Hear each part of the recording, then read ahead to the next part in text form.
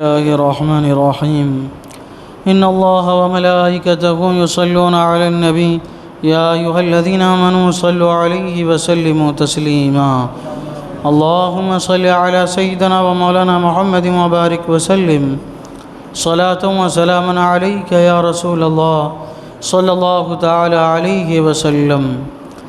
أعوذ بالله من الشيطان الرجيم بسم الله الرحمن الرحيم ويقول الإنسان وإذا ما مت لسوف أخرج حيا أولا يذكر الإنسان أنا خلقناه من قبل ولم يك شيئا فوربك لنحشرنهم الشياطين ثم لنحضرنهم حول جهنم جثيا ثم لننزعن من كل شيعة أيهم أشد على الرحمن عتيا ثم لنحن أعلم بالذين هم أولى بها صليا وإن منكم إلا واردها كان على ربك حتما مقضيا ثم ننجي الذين اتقوا ونذر الظالمين فيها جثيا.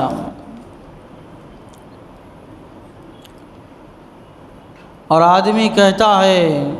کیا جب میں مر جاؤں گا تو ضرور ان قریب جلا کر نکالا جاؤں گا، اور کیا آدمی کو یاد نہیں کہ ہم نے اس سے پہلے اسے بنایا اور وہ کچھ نہیں تھا؟ تو تمہارے رب کی قسم ہم انہیں اور شیطانوں سب کو گھیر لائیں گے اور انہیں دوزخ کے آس پاس حاضر کریں گے گھٹنوں کے بل گرے ہوئے،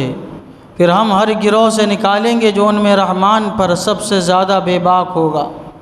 پھر ہم خوب جانتے ہیں جو اس آگ میں بھوننے کے زیادہ لائق ہے، اور تم میں کوئی ایسا نہیں جس کا گزر دوزخ پر نہ ہو، تمہارے رب کے ذمے پر یہ ضرور ٹھہری ہوئی بات ہے، پھر ہم ڈر والوں کو بچا لیں گے اور ظالموں کو اس میں چھوڑ دیں گے گھٹنوں کے بل گرے۔ یہاں سے کفار و مشرکین کا ذکر ہو رہا ہے ان کے، اور ایک عقیدے کا رد ہو رہا ہے۔ ابی بن خلف اس نے ایک مرتبہ ایک پرانی ہڈی لی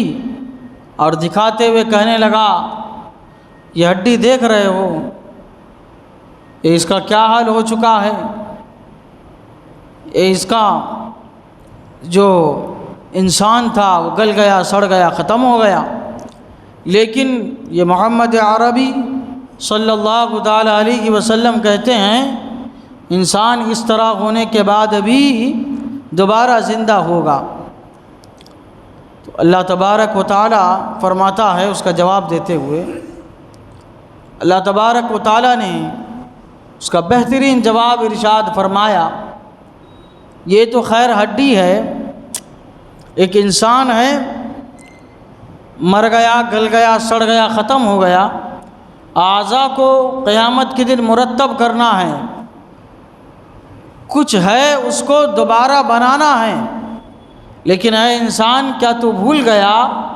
کہ ایک وقت ایسا تھا کہ تو کچھ بھی نہیں تھا، پھر بھی اللہ تبارک و تعالیٰ نے تجھے بنایا۔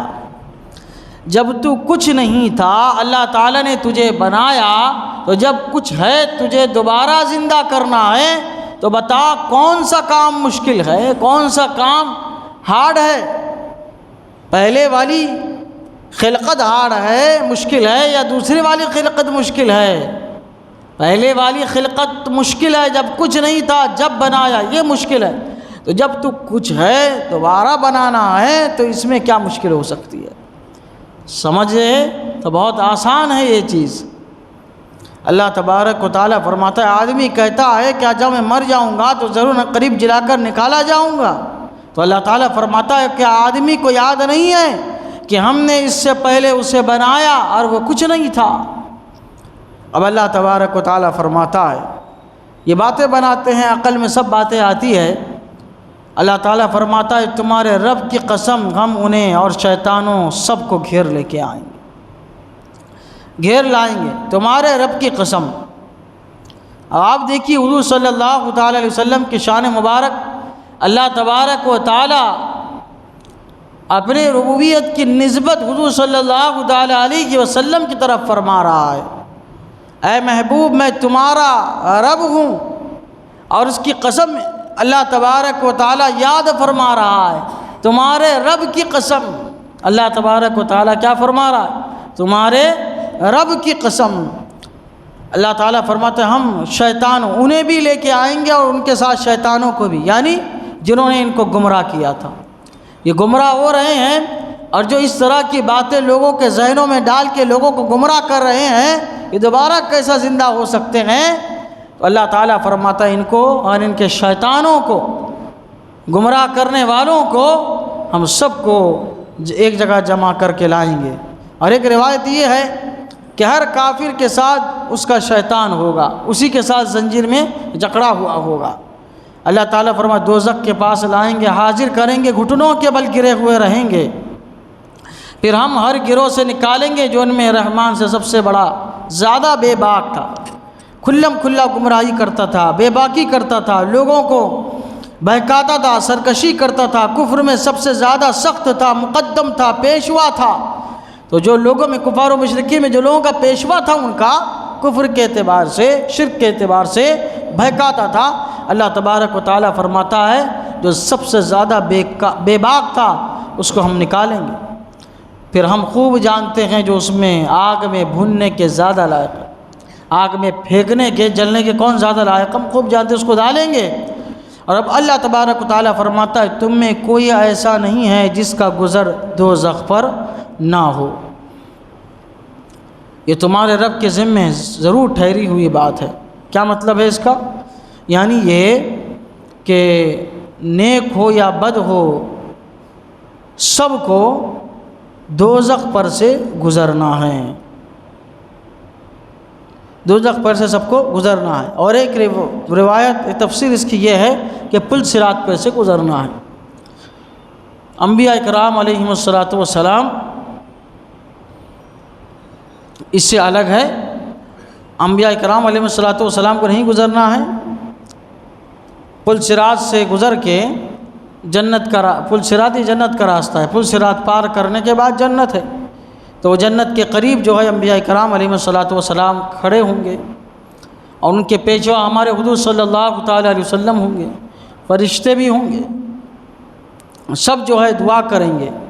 اپنے اپنے امتیوں کے لیے۔ حضور صلی اللہ تعالیٰ علیہ وسلم یہ ہمارے لیے دعا کریں گے، رب سلم رب سلم، اے اللہ میری امت کو سلامت رکھ، سلامت رکھ۔ پل صراط یہ بال سے زیادہ باریک ہے، تلوار سے زیادہ تیز ہے، نیچے اس کے دوزخ ہے، اور گھٹا ٹوپ اندھیرا رہے گا، کچھ نہیں دکھے گا، اندھیرے کی مثال نہیں دی جا سکتی، اتنا زیادہ گھٹا ٹوپ اندھیرا رہے گا، وہاں پہ روشنی کچھ نہیں ہے۔ لیکن دنیا میں جو جیسا عمل کرے گا اس کے اعتبار سے اس کے جسم سے ویسی ہی روشنی نکلے گی۔ کسی کی روشنی چاند کے مثل ہوگی، کسی کی روشنی ستاروں کے مثل ہوگی، جس کے جیسے دنیا میں اعمال تھے ویسے اس کی روشنی ہوگی، وہ روشنی میں اپنے پل صراط کو جو ہے وہ پار کرے گا۔ اور بعض تو جو ہے پلک جھپکنے کی طرح گزر جائیں گے پل صراط سے، بعض بجلی چمکنے کی طرح گزر جائیں گے، بعض تیز رفتار گھوڑے کی طرح گزریں گے، بعض آدمی کی چال کی طرح گزریں گے، بعض جو ہے گرتے پڑتے گزریں گے، جس کے جیسے اعمال رہیں گے ویسے پل صراط سے گزریں گے۔ لیکن گزرنا ہے پل صراط سے، دوزخ پہ سے گزرنا ہے۔ مومن جب گزریں گے پل صراط سے تو دوزخ سے صدا آئے گی کہ اے مومن گزر جا، تیرے نور نے میری لپیٹ کو سرد کر دیا ہے، ہاں ٹھنڈا کر دیا ہے، ٹھنڈا کر دیا ہے گزرنے سے۔ مومن کی یہ شان ہے۔ اللہ تعالیٰ فرماتا ہے تم میں کوئی ایسا نہیں ہے جس کا گزر دوزخ پر نہ ہو، تمہارے رب کے ذمہ ٹھہری ہوئی بات ہے۔ پھر اللہ تعالیٰ خود فرماتا ہے پھر ہم ڈر والوں کو بچا لیں گے، یعنی مومنوں کو، ایمان والوں کو ہم بچا لیں گے، ظالموں کو اس میں چھوڑ دیں گے گھٹنوں کے بل گرے ہوئے، سب اس میں گر کے ہلاک، تباہ ہو، برباد ہو جائیں گے، ہمیشہ ہمیشہ کے لیے جہنم رسید ہو جائیں گے۔ اللہ تعالیٰ کی بارگاہ میں دعا ہے کہ مولا تعالیٰ ہم سب کو ایمان کے ساتھ، اعمال صالحہ کے ساتھ موت تک قائم و دائم رکھے، ایمان پر ہم سب کا خاتمہ فرمائے۔ آمین۔ اشہد ان لا الہ الا اللہ واشہد ان محمدا عبدہ ورسولہ، صلی اللہ تعالیٰ علی سیدنا محمد وعلی آلہ وصحبہ اجمعین برحمتک یا ارحم۔